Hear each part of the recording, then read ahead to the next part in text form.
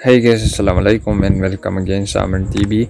So ang pag-uusapan natin ngayon ay kung paano natin i-hold yung ticket sa Cebu Pacific. So for example, paparating na yung ating budget para sa ating ticket. So gusto natin i-hold.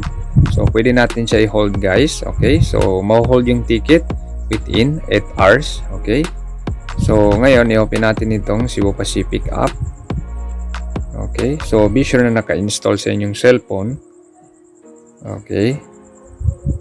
So, ayan. So, for example, Manila Gensan. Okay. So, pipili tayo dito ng date. So, for example, itong mura. Hanap tayo dito ng mura. Okay. So, ayan. So, yung 14. Next year pa yan, guys. Okay. So, this is sample only. Okay. So ngayon pipili tayo ng ating date or yung date ng flight natin. So for example ito yung 5 AM. So I'm okay with fare only. Okay, so continue lang.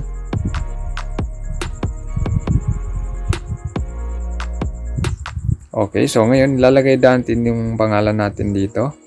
Okay, saka yung birthday natin. So, for example, ayan. So, check ko na lang to kasi nakalagay na yun sa akin dyan. Okay, so dito tayo sa baba. Okay, so ayan, yung contact. Kailangan natin i-fill up yan lahat.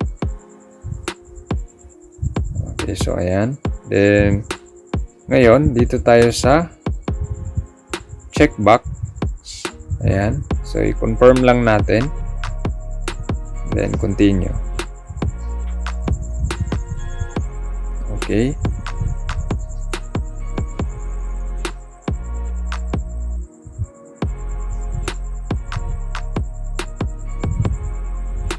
So ngayon dito tayo sa baba, then continue lang. Okay, so yan yung babayaran natin guys at 3,000 plus. So ngayon, pag okay na, check lang natin itong box, then continue. So, mapupunta tayo ngayon sa payment.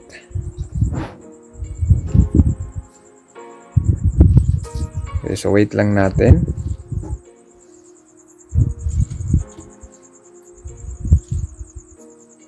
So, sa payment na tayo guys.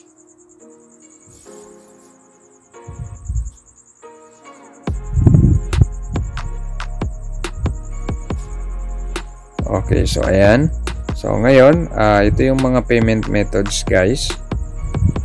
So ayan. So para ma-hold yung ticket natin guys, ang pipiliin natin na payment method is itong payment centers. Okay.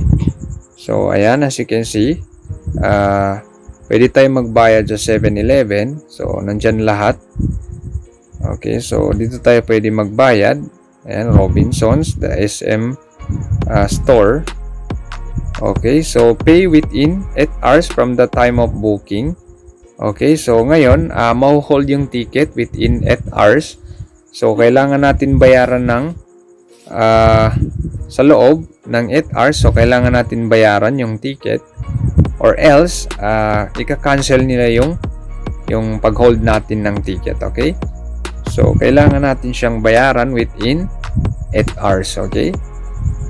So, ngayon, punta tayo dito sa baba. So, check lang natin ito. Ayan. Then, submit lang natin.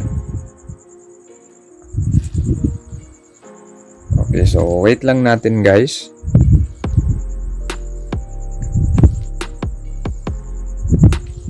Okay, so ayan. As you can see, naka-on hold na yung ticket natin. Okay.